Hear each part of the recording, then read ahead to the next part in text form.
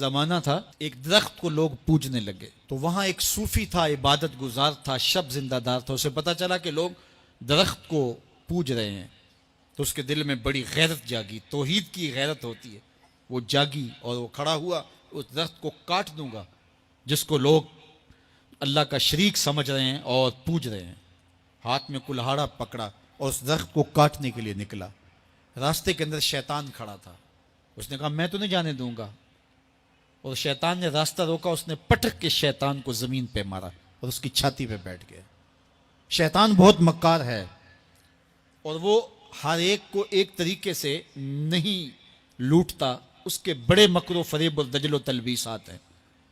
اس نے دوسرا طریقہ اختیار کیا. اس نے کہا جناب آپ عبادت گزار ہیں، تہجد گزار ہیں، شب زندہ دار ہیں، آپ درخت کو کاٹیں گے، لوگ آپ کے مخالف ہو جائیں گے، پھر آپ کو ان کے مقابل کھڑا ہونا پڑے گا، اور سویرے شام لڑائی ہی لڑائی، آپ کی عبادتوں کے وقت میں خلل آئے گا. تو آپ نے ان کی قبر میں تھوڑا جانا ہے، آپ کی قبر اپنی ہے، ان کی قبر اپنی ہے، آپ چھوڑیے ان کو.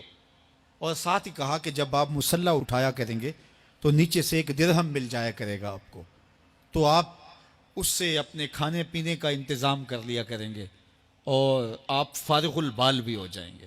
اس طرح باتوں میں لگایا اور وہ زاہد صاحب واپس آ گئے.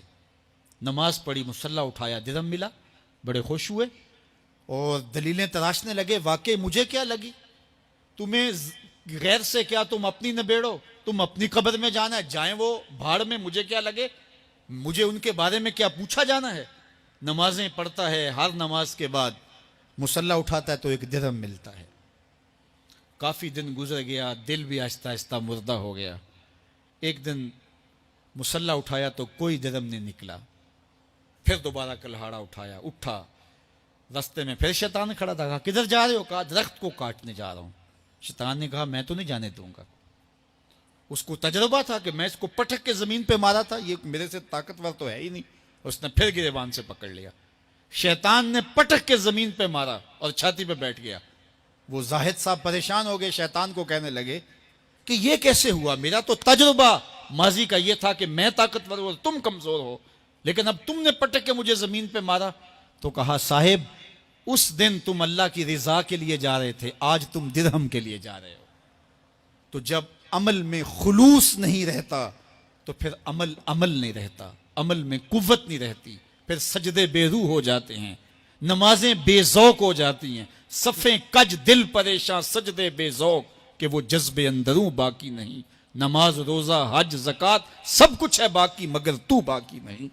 پھر سب کچھ چلتا رہتا ہے لیکن رسم ہوتی ہے. لا یبقى من الاسلام الا اسمہ ولا یبقى من القرآن الا رسمہ. پھر قرآن پڑھا جاتا ہے، رسم ہوتا ہے. قرآن دل کو پھر نہیں بدلتا، اس لیے کہ رسم ادا ہو رہی ہوتی ہے.